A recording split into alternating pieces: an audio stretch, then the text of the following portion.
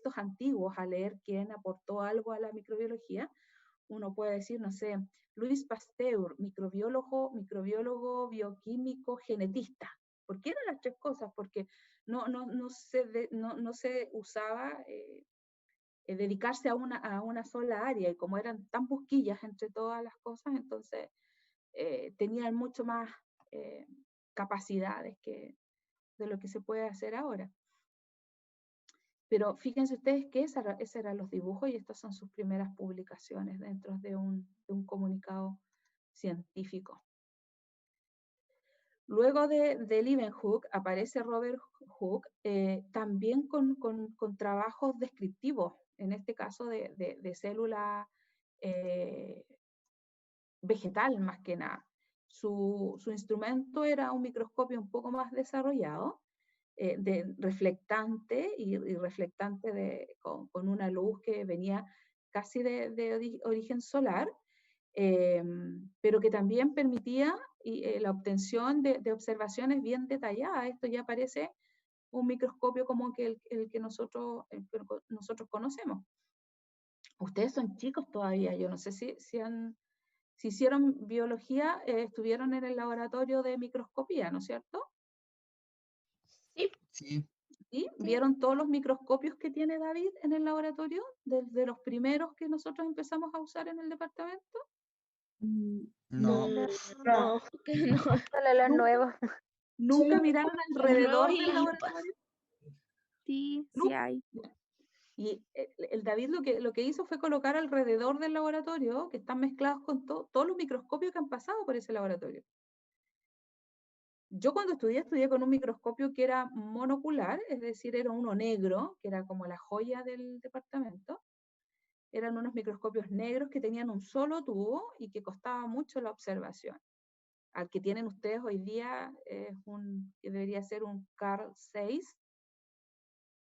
Y fíjense ustedes que Carl Zeiss era un hombre antiguo que fue el que unió varios modelos de Leeuwenhoek, de Hooke propiamente tal, y fue el que pidió masivamente empezar a hacer microscopios. Por eso hay una línea de microscopios que tiene su nombre, que es los Carl Zeiss.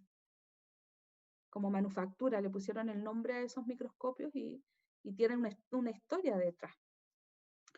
Si ustedes se fijan en este enmayado es un tejido de corcho que Hooke cortó y empezó a observar cómo era ese tejido de corcho. Observó también, células y poros de algunos cuerpos espumosos, de algunos hongos filamentosos, y empezó a observar células ya. Por lo tanto, ingresó un poquito más al conocimiento de lo que había dejado Leeuwenhoek, y él aporta un poco más a la micrografía. De hecho, yo coloqué acá unas líneas.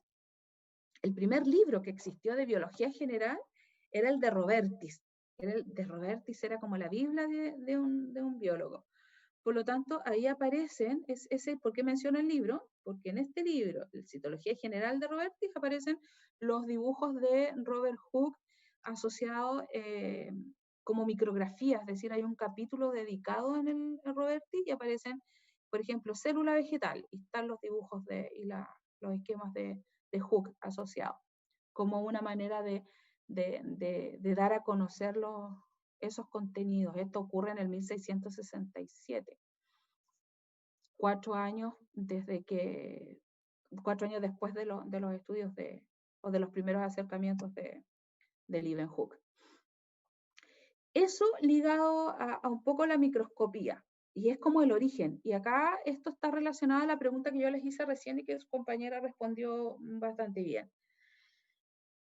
¿Cómo echó abajo cómo se derribó la idea de la generación espontánea? Y eso se echa abajo por los estudios de aquel francés, ¿cierto?, que es Louis Pasteur. Y Louis Pasteur era un microbiólogo que hace dos cuestiones muy importantes. Uno, echa abajo la teoría de la generación espontánea y los deja todos como, ¿de qué estamos hablando? Y segundo, ingresa un concepto que nosotros trabajamos en la microbiología y que es ad hoc, ¿cierto?, a lo que está pasando hoy día, que es el concepto de contaminación.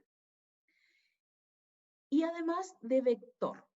Entonces, Pasteur, después de estudiar tanto y de experimentar, porque era un experimentador innato, todo lo hacía experimento, la complicación es que diseñaba experimentos, pero no los podía probar, es decir, no se podían reproducir. Entonces, una de las reglas de la microbiología, ¿cierto?, es que cuando uno logra cuando existe un logro microbiológico, tiene que ser reproducible. Es decir, yo no puedo generar un protocolo y decir, ya, yo diseñé un excelente protocolo para, no sé, estudiar las bacterias de, no sé, de cualquier cosa, voy a decir algo, del queso de cabra. Pero no puedo decir eso si es que yo no puedo generar el proceso, es decir, si no puedo hacer reproducible ese experimento. Entonces, Pasteur logra, posicionar al aire, es decir, al ambiente, posicionarlo como un concepto, es decir, el aire es un vector, es decir, en el aire está la posibilidad de que se traspasen microorganismos y que se traspase la contaminación. Y ahí aparece el experimento, que es el más famoso de la microbiología, el experimento cuello de cisne. Entonces, ¿por qué se llama cuello de cisne? Porque uno diseña un matraz que lo tenemos todavía y se trabaja para replicar este experimento, y hace una simple cuestión que nosotros lo hemos hecho toda la vida en el laboratorio, que es soplar vidrio. Cuando uno sopla vidrio, genera figuras desde el vidrio caliente, que con el vidrio caliente se puede moldear a como uno quiera. Nosotros hacemos pipetas, hacemos elementos de siembra, calentando pipetas Pasteur de vidrio, estas unas que son como largas, que ustedes probablemente lo usaron en biología general, para sacar agüita, unas que tenía el David en el laboratorio. Esas pipetas de vidrio, si uno las calienta, le puede ir dando distintas formas, curvas, en L, etc. Eso es lo que hizo Pasteur. Pasteur tomó un matraz, que es el que ustedes están viendo acá. La primera parte quiero que se enfoquen en estos primeros 4 matraces. ¿Los ven? Sí. Sí. Ya. Entonces, Pasteur lo que hizo es tomar un matraz normal de cuello alto, y ese matraz de cuello alto lo transformó en un cuello de cisne. Lo calentó, como ven en la segunda imagen, lo calentó y lo curvó. ¿Se fijan? Y diseñó un matraz que no se conocía, y él lo bautizó como cuello de cisne, por la forma. Eso fue lo primero. Segundo, Pasteur lo que hizo fue, porque él ya tenía la idea de que las cosas no se podían contaminar como lo indicaba la cultura en ese tiempo por generación espontánea. Pasteur decía, hay algo que trae microorganismos de un lugar a otro. ¿Qué podrá ser? Entonces a él se le ocurre que puede ser el aire. Entonces dice, ya, puede ser el aire. ¿Cómo pruebo que es el aire? Entonces ahí empieza a diseñar diseña este matraz y hace lo siguiente. Coloca caldo de cultivo, ¿cierto? Que era un caldo con nutrientes, al matraz, y luego lo genera en forma de cuello de cisne. Después lo que hace, hierve el caldo. Y es lo que uno hace cuando prepara medios de cultivo para bacterias, porque las bacterias hay que preparar alimento igual como uno cocina su sopita para uno, su sopita Maggi, para las bacterias hay que hacer lo mismo. Lo calienta bien, ¿cierto? Y lo deja varios días. 48 horas lo deja. Y va haciendo varias réplicas, y hace esto en un matraz cuello de cisne, pero hace lo mismo en un matraz normal, en 2 matraces normales. Entonces, lo que hace Pasteur en su experimento es manejar las variables, y eso es lo que faltaba. Eso le faltaba, por eso algunos de sus experimentos no funcionaban. Y eso es la base del conocimiento científico o del método científico. ¿Tengo una pregunta? Sí. ¿Cuál era? ¿Por qué se contamina el caldo? ¿Tengo variables que influyen dentro de mi experimentación? Sí. Un vector. ¿Cuál? El aire. ¿Cómo lo pruebo? Con este experimento. Si yo asumo que el aire trae microorganismos, debo evitar que ese aire entre en contacto con el caldo estéril. Si yo caliento algo, el hervir algo, es esterilizarlo mediante un mecanismo físico, que es el calor, la llama. Entonces, Pasteur lo que hace es eso. Si ustedes se fijan, en el tercer esquema, al hervir el caldo, lo esterilizas. Al ser cuello de cisne, lo que hace es curvarlo y si entra el aire queda retenido o atrapado en esta curvatura. Por física, no tiene la capacidad de ingresar por sí solo en esta curvatura hasta llegar al caldo. ¿Te fijas? Entonces, Pasteur hace eso. Dice, miren, esto está acá, es el caldo, el aire es un vector, pasaron 48 horas y el caldo que él esterilizó no se contaminó. Entonces, ¿cómo lo hace replicable y comparable? Porque los otros matraces que trabajó no fueron curvos, lo que hizo fue un set de 4 matraces, un matraz lo selló, puso el caldo, ¿cierto? Lo hirvió, lo selló, en ese caldo no pasó nada porque estaba sellado, y eso comprueba, ¿cierto?, la hipótesis de que el aire era un vector. Si está sellado, no hay aire, por lo tanto, no hay contaminación. El segundo matraz lo dejó abierto, caldo esterilizado, abierto. Comprobación de hipótesis. Está el caldo, está sin sellar, entró el aire, contaminó 48 horas, el caldo contaminado. Comprueba su hipótesis. Los matraces, eso fue matraz 1 sellado, matraz 2 abierto, matraz 3 y 4 fueron cuello de cisne. Cuando los revisa, 48 horas después, estaban intactos, sin contaminación. Hipótesis, ¿cierto? Los microbios quedaron retenidos con el aire, no tienen posibilidad de entrar en el cuello de cisne y no contaminan el matraz. ¿Cómo compruebas tu hipótesis? Lo que hace es, en las figuras de acá abajo, ¿cierto? Lo que hace es inclinar el cuello de cisne, cosa que el caldo toque la curvatura, lo devuelve a su posición, espera 48 horas y bingo. Cuando ve el matraz, estaba contaminado. ¿Comprueba su hipótesis? Sí, el aire es un vector. Si yo inclino el matraz y logro que el caldo toque la curvatura, como habían quedado bacterias y aire y elementos contaminantes atrapados, tocan el caldo y si yo lo dejo 48 horas más, obviamente va a estar contaminado. Este experimento marca así el antes y después de la microbiología, el término de la generación espontánea por un microbiólogo, y nos da todos los conceptos que hoy día se conocen ligados a la microbiología en términos de contaminación y de enfermedades infecciosas, que es el segundo granito de la microbiología como ciencia. De aquí, Pasteur, cuando logra esto, ya Pasteur lo vamos a ir conociendo en toda la asignatura. Logra, ¿cierto?, con este experimento lo mejora y logra eliminar las bacterias infecciosas de la leche con un proceso de temperaturas que él maneja, que hoy día nosotros conocemos como pasteurización, porque fue su protocolo. Se hace socio y amigo de Tyndall, y Tyndall le dice, ya, pero mira, a ti tú eliminas las bacterias de la leche, pero siguen habiendo enfermedades, hay bacterias que todavía te quedan en la leche. Entonces, utilizando el microscopio de Hooke, van viendo que hay bacterias que tienen ciertas estructuras que las hace como súper resistentes cuando tú agregas fuego.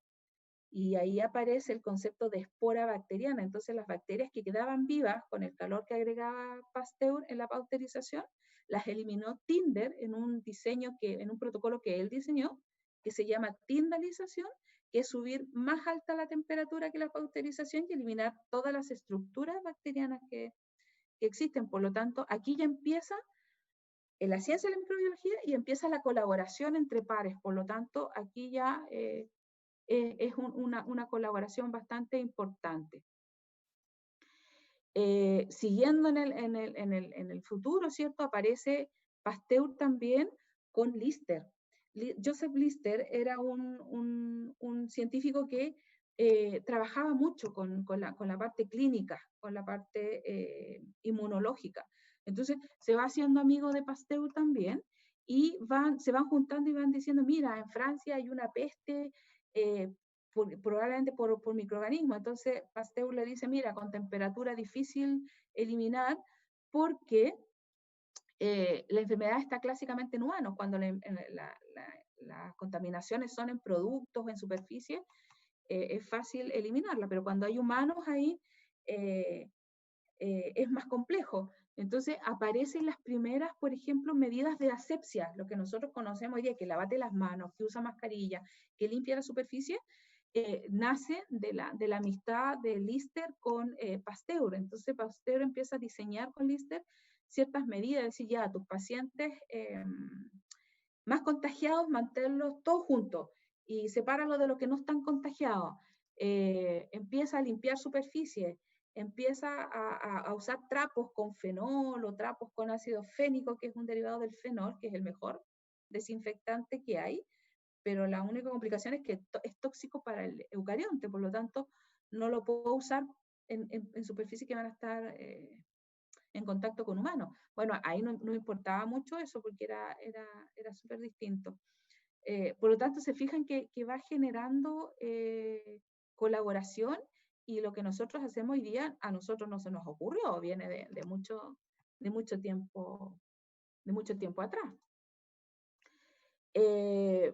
Aparece durante el siglo XVIII, ¿cierto? Finales del siglo XVIII también, un poquito de técnica asociada a la microscopía. Aparece el uso de aceite de inmersión o de inmersión.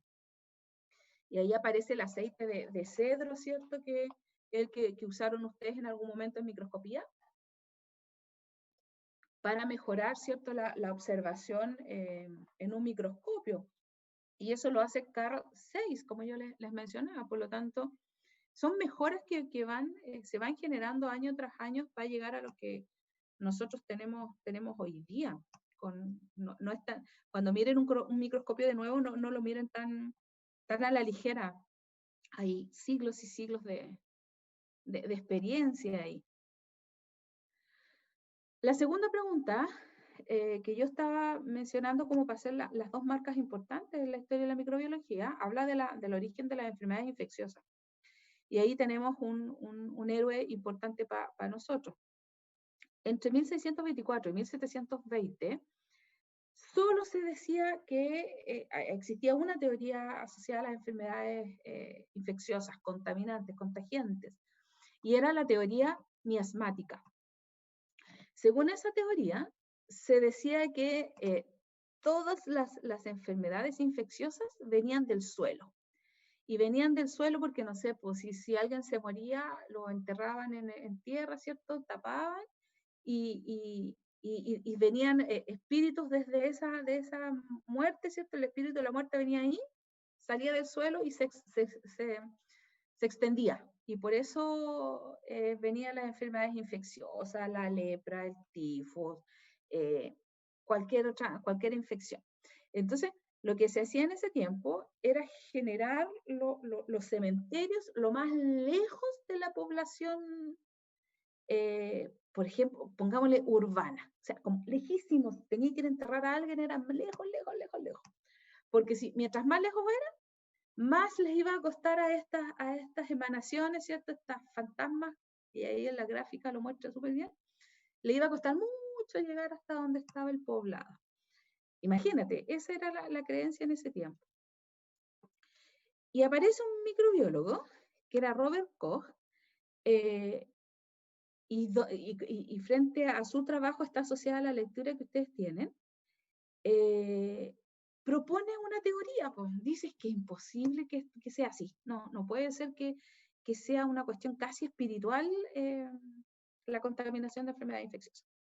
Entonces, la teoría infecciosa de Hooke, sus propuestas la desechan totalmente y dice, y vuelve a darle al microorganismo, le vuelve a dar la importancia de generar, y dice que es un microorganismo el que genera la enfermedad infecciosa, pero tiene que tener ciertas características.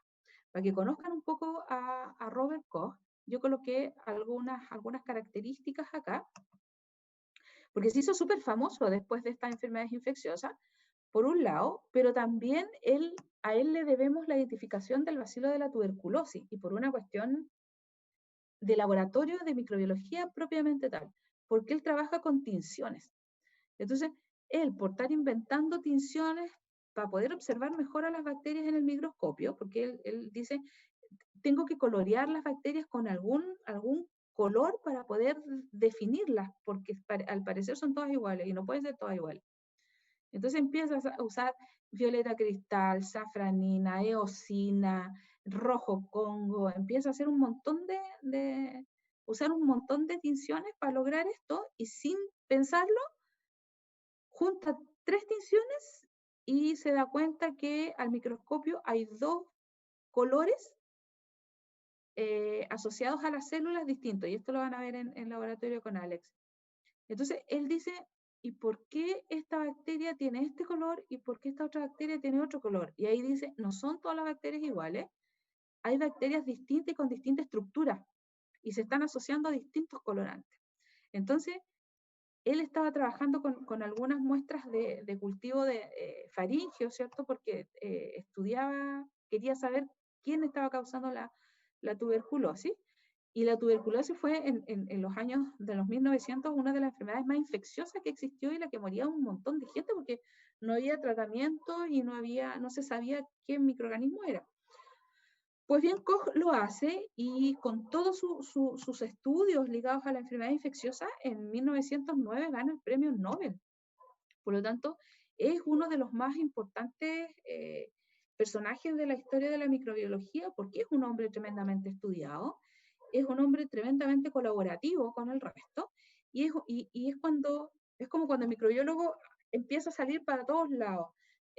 Hoy día es como cuando uno va a todos los congresos. En ese tiempo él lo buscaban de todos los institutos de investigación que había, para que pudiese aportar con lo que él conocía y con lo que él había aprendido un poco de las enfermedades infecciosas. Y nacen los postulados de Koch. Entonces, Koch diseña 4 postulados, es decir, 4 reglas, solamente para las enfermedades infecciosas. Entonces, en su texto guía y también en la lectura aparece el esquema de los postulados de Koch. Entonces, él trabaja con ratones, porque son organismos re buenos para trabajar en investigación. Hoy día no se hace porque está prohibido, porque son de una vida súper cortita, y se puede ir viendo los cambios que ocurren en un huésped, se ven súper fáciles, súper bien. Entonces, Koch empieza a hacer varios experimentos, y Koch dice, si una enfermedad es infecciosa, tiene que cumplir con mis 4 postulados. ¿Cuáles son los 4 postulados? Yo solamente los voy a nombrar porque esto va a ser trabajo de ustedes. El patógeno debe estar presente en el hospedador enfermo. Eso significa que si hay 2 ratones, uno enfermo y uno sano, si uno está enfermo, tiene que estar ahí. ¿Cómo voy a saber que está ahí? Porque el patógeno puede ser aislado en un cultivo puro desde un hospedador enfermo. Es lo que nosotros hacemos en clínica hoy día. Si yo tengo un paciente con neumonía y yo sé que el bicho está ahí, ¿cómo lo cumplo? Que viene a ser el segundo postulado de Koch, tengo que tomar una muestra de la nariz o de la faringe, colocarlo en una placa de Petri, 24 horas o 48, y tengo que aislarlo ahí. Y ahí cumplo con el segundo postulado. Entonces, sí es una enfermedad infecciosa.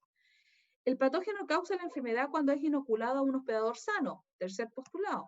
Si yo logré aislar el bicho en placa, lo tengo que tomar, cultivarlo en una persona sana y cumplir el cuarto postulado, que debe generar la infección en esa persona sana, y yo tengo que volver a aislarlo, y tiene que ser de la segunda persona el mismo bicho que el de la primera persona. Si es así, se cumple con los 4 postulados de Koch y es una enfermedad infecciosa propiamente tal. ¿Por qué Koch lo hace? Porque hoy día no todas las enfermedades son infecciosas.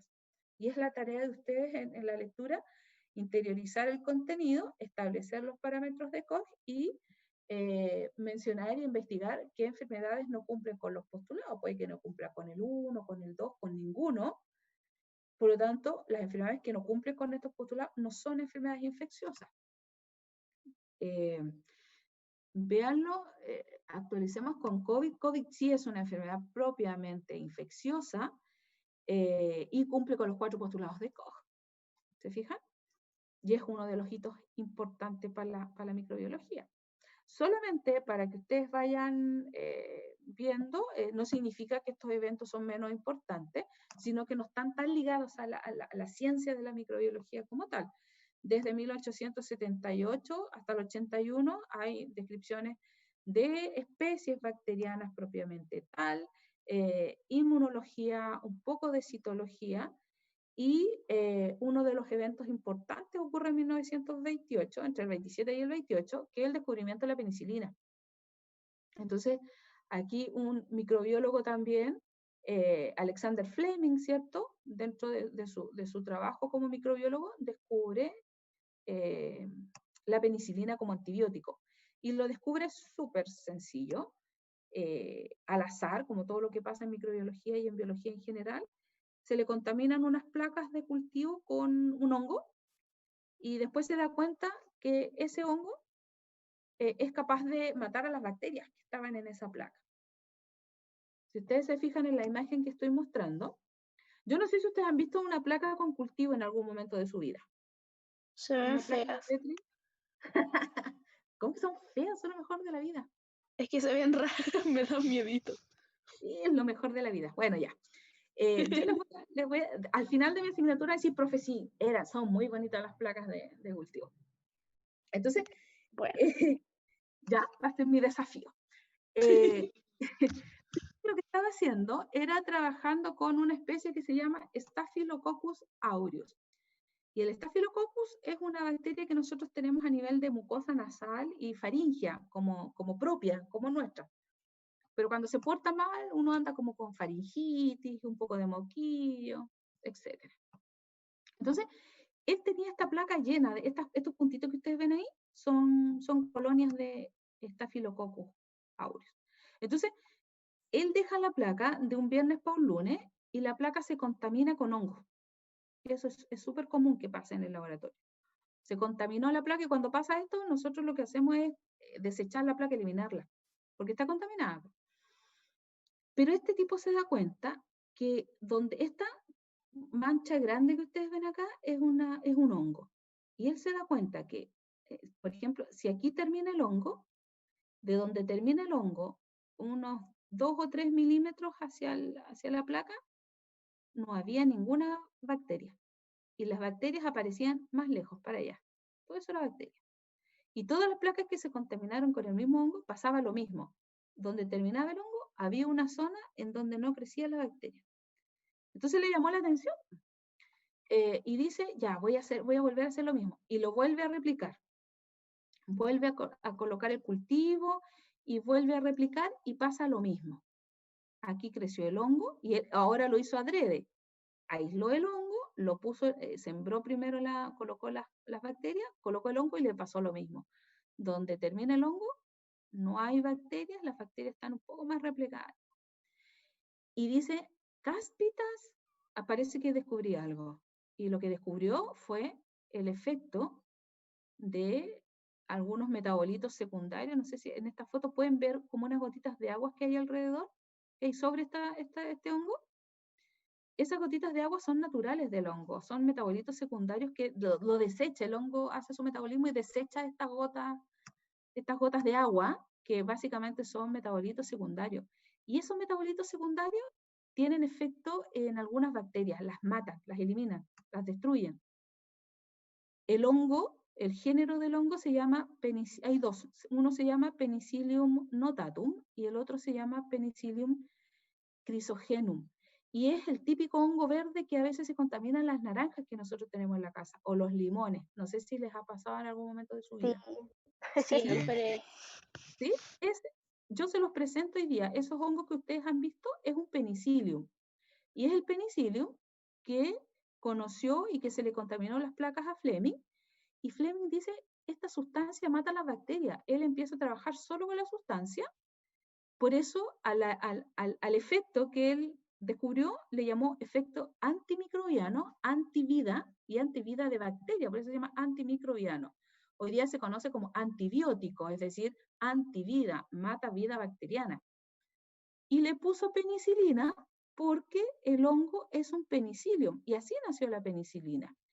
Nació en una época de Segunda Guerra Mundial, que fue espectacular. Yo coloqué una foto del laboratorio de Fleming, y esto es de las fotos originales de la carpeta de Fleming, que uno puede recolectar. Y Fleming lo que hacía, no sé si usted se fija, esta es una fuente de vidrio, todo lo gris que está acá es el hongo, y lo que está acá, que es agüita, son los el exudado, el metabolito secundario. Entonces, este cuello tiene una tapa de algodón y lo único que hacían acá era entrar una pipeta y ir recolectando toda la enzimática que había acá. Y aquí sí hubo una complicación, porque Fleming descubrió la penicilina y Fleming se le ocurre contactarse con un amigo en Estados Unidos y le dice, mira, necesito probar masivamente este producto. Su amigo, que era farmacéutico, le dice, perfecto, envíame todo el líquido que tengas, lo industrializan y lo venden como penicilina, y a Fleming no le dieron ni las gracias. Entonces, cuando uno lo googlea, dice que Fleming descubrió la penicilina, pero el que la vendió y hizo toda la farmacocinética y la farmacología del producto no fue Fleming, sino que fue Estados Unidos. Pero lo importante es que salvó muchas vidas de soldados en la Segunda Guerra Mundial, porque en la Primera Guerra Mundial murió mucha gente por infecciones, por bala, por gangrena, por amputación de extremidades de los soldados. Y en la Segunda Guerra Mundial, como se podía inyectar con penicilina, bajaba mucho la tasa de infección, por lo tanto, habían amputaciones, pero no se morían por las infecciones, sino que lograba sobrevivir, una alta tasa de sobrevivencia en los soldados, y funcionó bastante bien. Lo malo de la penicilina, chiquillos, es que como Estados Unidos la vendió como la gran magia de la infección, servía para todo. Eliminaba la gonorrea, la sífilis, infecciones, por lo tanto, se usó tanto y indiscriminadamente que generó resistencia. Entonces, imagínate, Fleming en 1928 descubre la penicilina, en 1931 ya aparecieron los primeros estafilococos resistentes a la penicilina, y de ahí, de 1931, finales del 31, principios de 1932, empieza todo el problema que hoy día tenemos con la resistencia. Así es que la resistencia no es nueva, viene de hace harto tiempo para atrás. Y este es mira, a Fleming como lo destruyeron un poco con no haber puesto su nombre en los frasquitos de penicilina. Fleming en 1929 lo que hace es publica su investigación. Publica en una revista de la British Journal, publica su investigación y la coloca como experimentación en patología. Y él dice que descubre la penicilina y que la probó con varios microorganismos y que tiene mayor efecto dentro del grupo que lo van a conocer en el laboratorio, de los gram positivos. Hay un grupo de bacterias que se llaman gram positivas, que son bacterias que son bien patógenas, y él establece este parámetro en esta publicación y le arruina un poquito la economía de Estados Unidos, porque Estados Unidos estaba vendiendo penicilina a diestra y siniestra, sin ningún control, y después se regula un poquito después de esta publicación de Fleming, porque la penicilina no sirve para eliminar todos los microorganismos, solamente algunos, y hoy día ya no sirve para nada porque todos los microorganismos se hicieron resistentes. Por lo tanto, también es un hito importante para nosotros. Ayer hablamos un poco de Carl Woese y hablamos de la importancia de sus estudios en el descubrimiento de uno de los grupos, de los dominios bacterianos, por lo tanto no me voy a detener mucho acá. Y terminar un poco esta línea de tiempo especificada, ¿cierto?, de la historia de la microbiología con una reflexión. Esto lo saqué de la red, de internet. Se publicó en el 2019, y es una revista científica que actualiza un poco de biotecnología.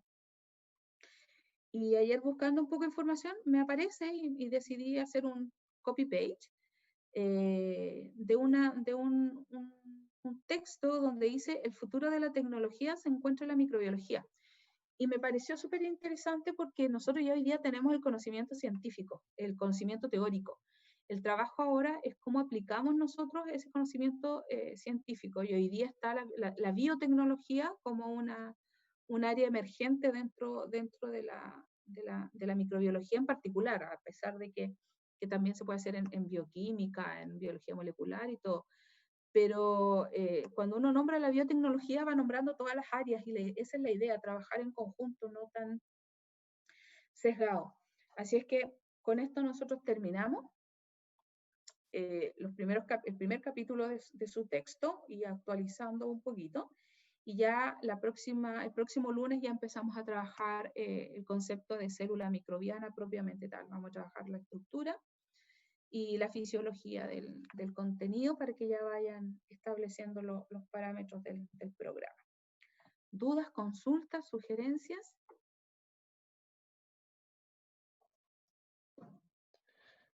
Profe, Cuénteme, Valeria.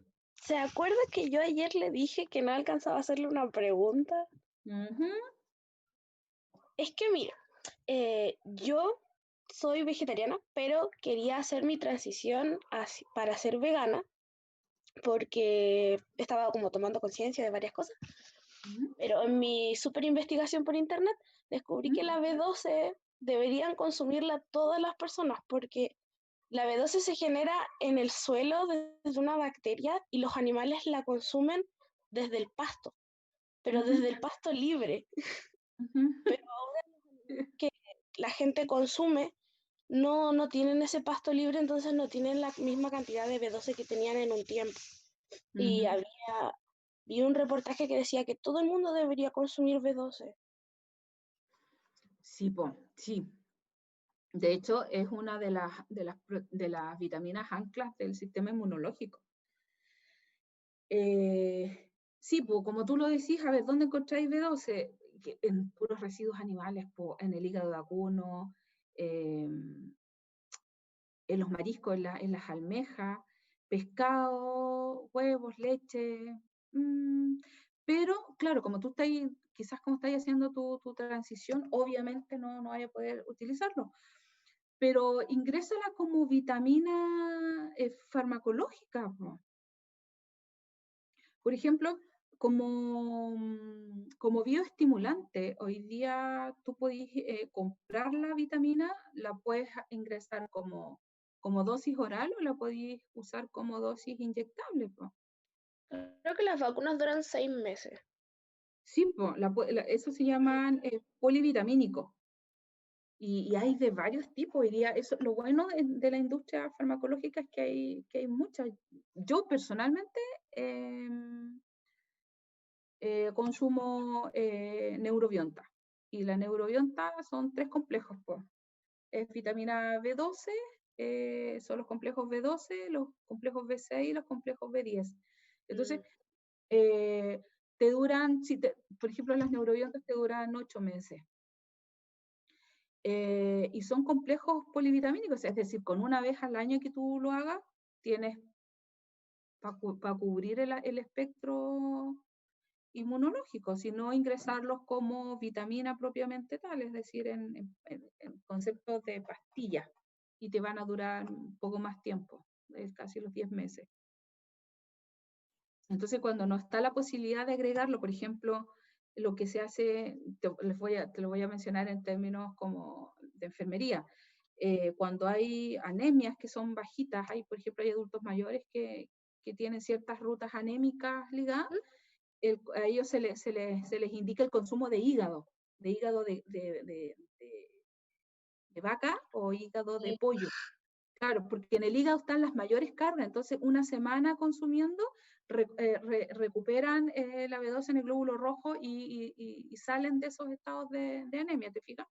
Pero claro, si ustedes lo están viendo como para evitar ese ingreso, quizás sería bueno un ingreso farmacológico, es decir, una B12, podéis preguntar en la farmacia si solo tienen ingreso de B12, porque creo que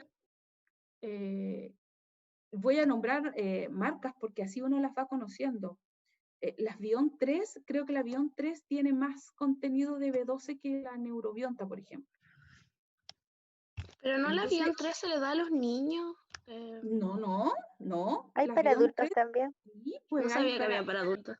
Hay 3 dos áreas. versiones. Hay pediátrica, adulto medio, que es como de los 25 a los 48, creo, y adulto mayor. Tengo que También tomar pediátrica entonces. Sí, de sí. chiquita. Yo tomo esa. Entonces, búsquenlo, porque es bueno ayudar al sistema inmunológico con alguna vitamina extra, y eso hace un fortalecimiento del sistema inmune, y eso está directamente ligado al sistema cerebral. Por lo tanto, en estos escenarios como de superestrés, yo lo sugiero. De hecho, yo lo hago. Por ejemplo, en verduras, el brócoli, la selga, la espinaca, la betarraga, son elementos de ingreso de vitaminas C a la avena. La complicación es que, como son vegetales, duran poco dentro del sistema enzimático nuestro, por lo tanto, tiene que estar como todos los días comiendo beterraga, todos los días. Entonces, también es un aspecto complejo en el sentido del consumo. Pero si se pueden ayudar con, pero no, la espirulina no tiene B12. Por ejemplo, asociándolo a la micro, hay varios ingresos de microorganismos liofilizados de interés nutricional. Por ejemplo, las levaduras, hoy día hay levaduras que se pueden consumir, no son muy masificadas porque generalmente lo usan los deportistas de alto rendimiento, pero también pueden estar diseñados para nosotros. Hay una que se llama espirulina. La espirulina es alta concentración en vitaminas que ayudan un montón al sistema inmunológico y gastrointestinal. Pero si ustedes quieren ayudar, consulten, pues. Yo iría por una vitamina oral si es posible, porque de repente da un poco susto las inyectables.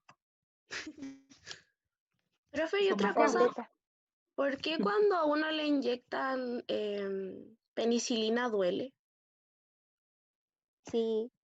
Porque la Duele mucho. penicilina, la presentación es nanocristalizada. Eso significa que no es líquido. Por eso líquido. se siente como cristal.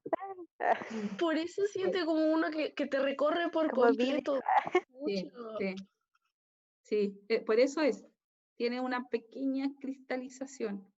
Qué terrible. Hay algunos, por ejemplo, que cuando los hacen en las clínicas te la inyectan mezclada con algún analgésico para que duela, como casi una anestesia local, para que duela poquito. Me inyectaron de emergencia, así que fue así como súper rápido. Ya. Pero sí, es muy poquito. Cuéntenme. De hecho, también cuando uno va a poner la penicilina, si uno se demora mucho en realizar la preparación, puede taponar la aguja. Sí, pues por eso. La jeringa. Exactamente. Sí, esas son las complicaciones. No todos los fármacos son iguales. La manufactura tiene que darle un sustento para que el producto también, el principio activo, no sufra con ningún cambio ambiental, ni con temperatura. Nada. ¿Ven? Así que si pueden, yo iría por un polivitamínico. Yo siento, profe, tengo una pregunta. Gerard, cuéntame. Ya que la Valeria mencionó el tema de la B12, resulta que mi mamá toma multivitamínico y una caja viene como con 10 vitaminas de distintos grupos, y uno de esos es la B12.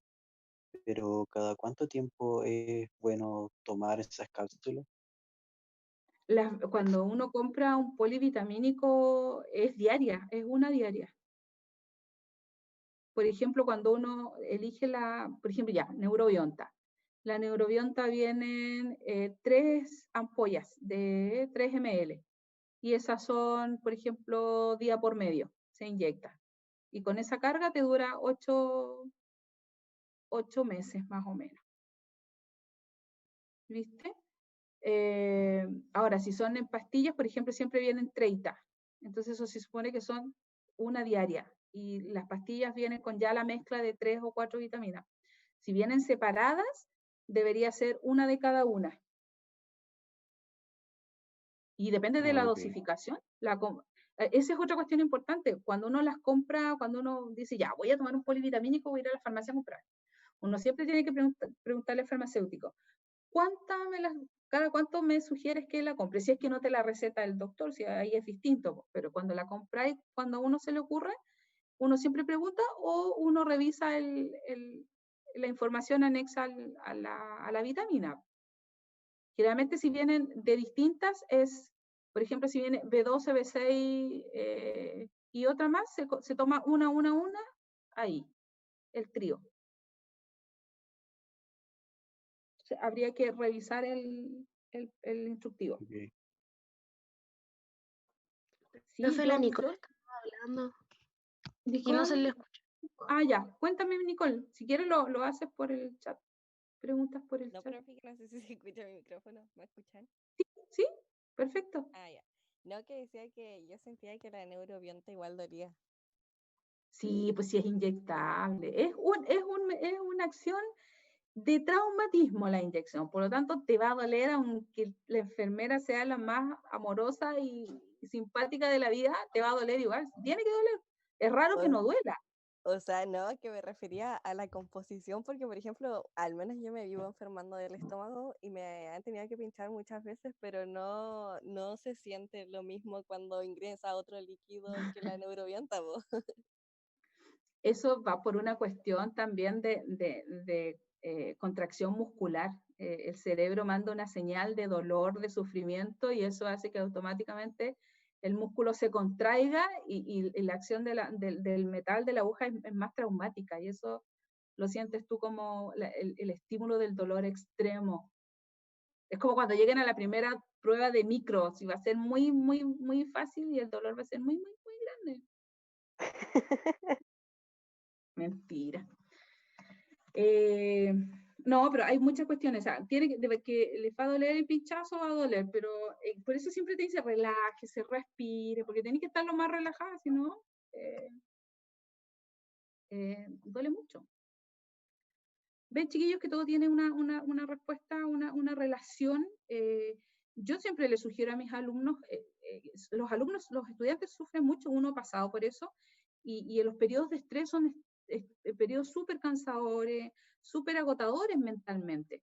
Entonces, si tienen la posibilidad de reforzar un poquito con vitaminas, yo sugiero que lo hagan, es bueno. Hay también muchas vitaminas que están ligadas directamente a la acción cerebral, es decir, hay vitaminas que actúan directamente en células cerebral, por lo tanto hacen que sea menos el cansancio. Hay mucho producto natural, por ejemplo, todo lo que son derivados del ginkgo biloba, es totalmente recomendable a nivel cerebral, refresca, son estimuladores cerebrales, refresca, te sentís menos cansado, te duele menos la cabeza, una ingesta mayor de agua, y eso hace que el sistema funcione con una homeostasis mejor. ¿Qué dice la Constanza? Ok. Eso pues, chiquillos, así es que vamos ya a ir terminando, si ya no hay dudas, no hay consultas. Las tareas entonces van a ser, ya tienen las 2 clases disponibles en el Moodle, descárguenla, armen su carpetita en su computador que diga micro y descarguen las clases. Hay un documento que tienen que revisar, si tienen dudas me preguntan, me mandan un correíto si es que requieren más ayuda. Y desde la próxima clase vamos a grabar la clase para subir el audio y eso les permita un poquito ir repasando y estudiando los contenidos, ¿les parece? Ya, profe. Ya, Poca, profe. pues yo ya no tengo nada más, solo desearles que tengan profe. súper buena semana y nos estamos hablando, ¿ok? Que les vaya bien en el lab.